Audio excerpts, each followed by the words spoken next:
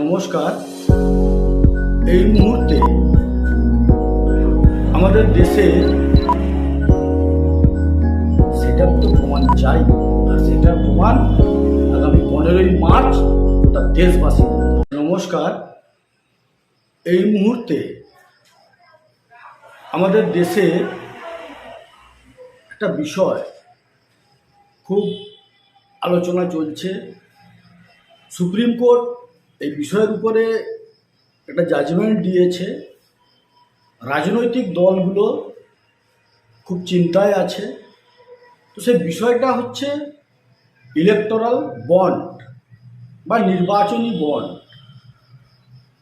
Actually নির্বাচন পরিচালনা করার জন্য একটা নির্বাচনের প্রচার, তার ফ্লেক্স, তার ফ্ল্যাগ, ফেস্টুন, নির্বাচনী জনসভা ইত্যাদি করার জন্য সব রাজনৈতিক দলেরই অর্থের প্রয়োজন।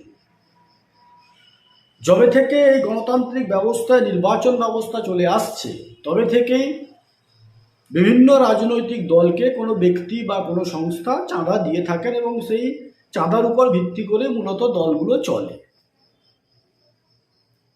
কিন্তু বর্তমানে আমাদের দেশের নরেন্দ্র মোদীর নেতৃত্বাধীন সরকার, যখন অর্থমন্ত্রী ছিলেন স্বর্গীয় অরুণ জেটলি, তিনি একটা কথা বলেছিলেন যে এই যে নির্বাচনী দলগুলোকে, পার্টিগুলোকে যে বিভিন্ন সংস্থা অর্থ দিচ্ছে, তারা ক্যাশে অর্থ দিচ্ছে, এর ফলে ব্ল্যাক মানি চলে আসছে। তো এটাকে দূর করার জন্য তিনি নির্বাচনী বন্ড এনেছিলেন। এই নির্বাচনী বন্ড কি একটা ডিমান্ড ড্রাফটের মতো একটা পেপার, একটা কাগজ, যেটা আমাদের দেশের নির্বাচিত কয়েকটা SBI এর ব্রাঞ্চে, স্টেট ব্যাংক অফ ইন্ডিয়ার কয়েকটি ব্রাঞ্চ থেকেই এই নির্বাচনী বন্ড ইস্যু করা হয়। বছরে মোট 4 বার এই নির্বাচনী বন্ড ইস্যু করা হয়। 1 তারিখ থেকে 10 তারিখ জানুয়ারি মাসের, জানুয়ারির 1 থেকে 10, এপ্রিলের 1 থেকে 10, জুলাইয়ের 1 থেকে 10 এবং অক্টোবরের 1 থেকে 10, 4টা ফেজে এই বন্ডকে ইস্যু করা হয়। এই বন্ড যে কেউ গিয়ে কিনতে পারে। 1000 টাকা থেকে শুরু 1 কোটি টাকা পর্যন্ত মূল্যের বন্ড পাওয়া যায়। আমি গিয়েও এই বন্ড কিনতে পারি।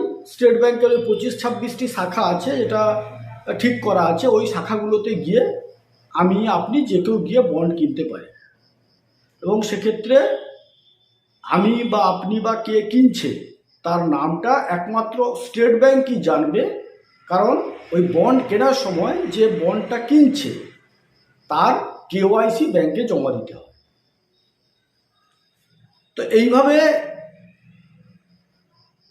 বন্ড কেউ একটা কিনে আনলো, কয়েক কোটি টাকার হতে পারে, কয়েক লক্ষ টাকার হতে পারে, কয়েক হাজার টাকার হতে পারে। সাপোজ আমি একটা বন্ড কিনে আনলাম, নির্বাচনী বন্ড 10,000 টাকার একটা বন্ড কিনে আনলাম। আমার KYC আমি ব্যাংকে জমা দিয়ে আমি একটা বন্ড কিনে আনলাম। সেই বন্ড নিয়ে এসে আমি আমার পছন্দসই কোনো একটা রাজনৈতিক দলকে সেই বন্ডটা দিয়ে দিলাম, হস্তান্তর করলাম। সেই রাজনৈতিক দলের কোনো প্রতিনিধি ব্যাংকে গিয়ে ওই বন্ডটি জমা করে তিনি ক্যাশ নিতে পারেন, অথবা সেই দলের অ্যাকাউন্টে টাকা ঢুকে যেতে পারে। এই হচ্ছে সিস্টেম। এবার এক্ষেত্রে বন্ডটা কে ভাঙালো, টাকাটা কে তুললো, তার কিন্তু কোনো ডাটা থাকছে না।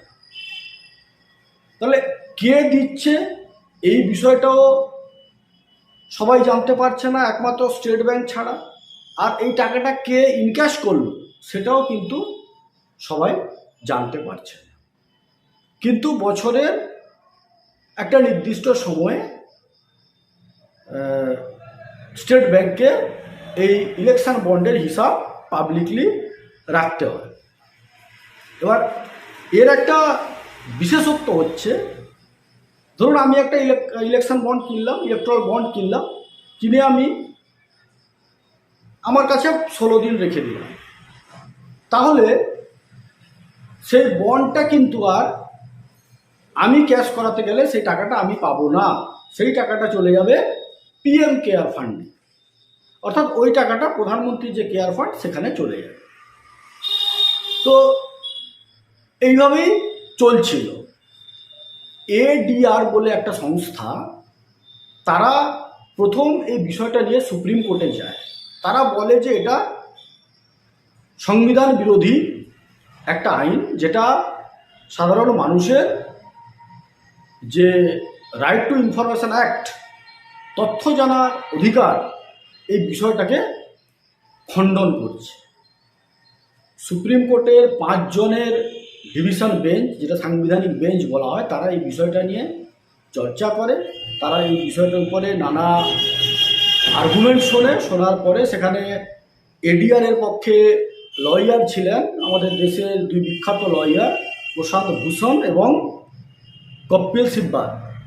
তো সেখানে সুপ্রিম কোর্ট জানায় যে এই আইনটা, যে নির্বাচনী বন্ড পাবলিক করা যাবে না, কে টাকা দিচ্ছে বা কোন রাজনৈতিক দল তুলছে, এটাকে যে জানানো যাবে না জনসমক্ষে, এটা করা যাবে না।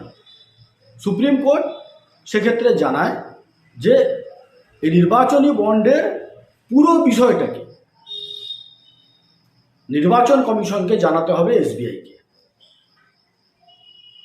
ইন্টারেস্টিং বিষয় এখানে যে 2017-18 সাল থেকে এই নির্বাচনী বন্ড চালু হয় এবং 2021-22 সাল এই আর্থিক বছর পর্যন্ত যা হিসাব, মোট নির্বাচনী বন্ড বিক্রি হয়েছে এসবিআই এর কাছ থেকে 9,000 কোটি টাকা। তার মধ্যে শুধুমাত্র বিজেপি পেয়েছে 5,271.97 কোটি টাকা।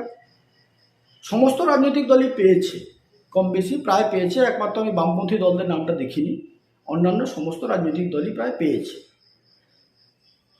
বিজেপি পেয়েছে, ফারাকটা বুঝুন, বিজেপি পেয়েছে 5,271.97 কোটি টাকা, কংগ্রেস পেয়েছে 952.29 কোটি টাকা।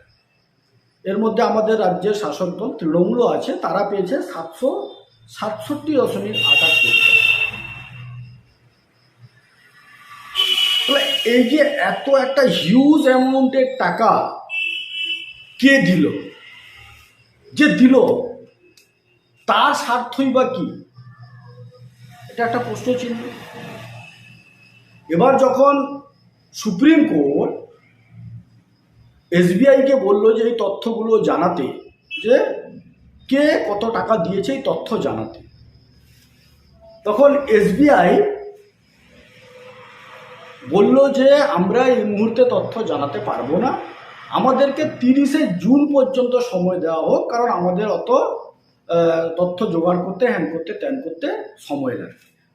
হাসিটা এখানেই পাচ্ছে যে এখন পুরো বিষয়টা হচ্ছে অনলাইন সিস্টেমে চলে, কম্পিউটার দ্বারাই সবটা অপারেট হয়। এখন আসি আগের মতো খাতাপত্র নেই, খাতা খুঁজে দেখতে হবে ইত্যাদি বিষয় নেই। তাও এসবিআই সুপ্রিম কোর্টকে এটা জানালো। এর পেছনে রহস্য কি? অনেক বড় রহস্য এখানে লুকিয়ে আছে। দেশের সরকার, অর্থাৎ নরেন্দ্র মোদীর নেতৃত্বাধীন সরকার, যারা এই বন্ডে সবচেয়ে বেশি লাভবান হয়েছে, যারা প্রায় 5,271.97 কোটি টাকা এখান থেকে পেয়েছে, একটা বিশাল অ্যামাউন্টের টাকা, সেই টাকা দিল কে, কেনই বা দিল?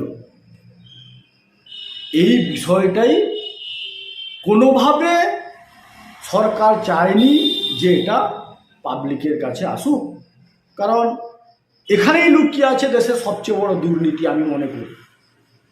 এই ইলেকশন বন্ডের নাম করে সবচেয়ে বড় দুর্নীতি হয়েছে। দেশের গুটি কয়েক শিল্পপতি যারা কখনো রেল স্টেশন কিনছে, কখনো বন্দর কিনছে, কখনো কয়লা খনি কিনছে, যা ইচ্ছা তাই কিনছে তারা, এবং সেই গুটি কয়েক,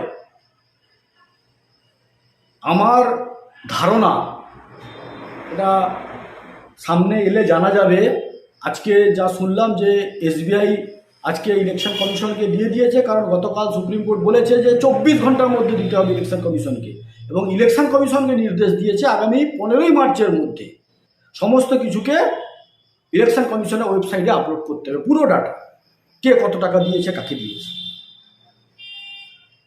আর বিজেপি এটা চাইছে না কোনোভাবে সামনে আসে।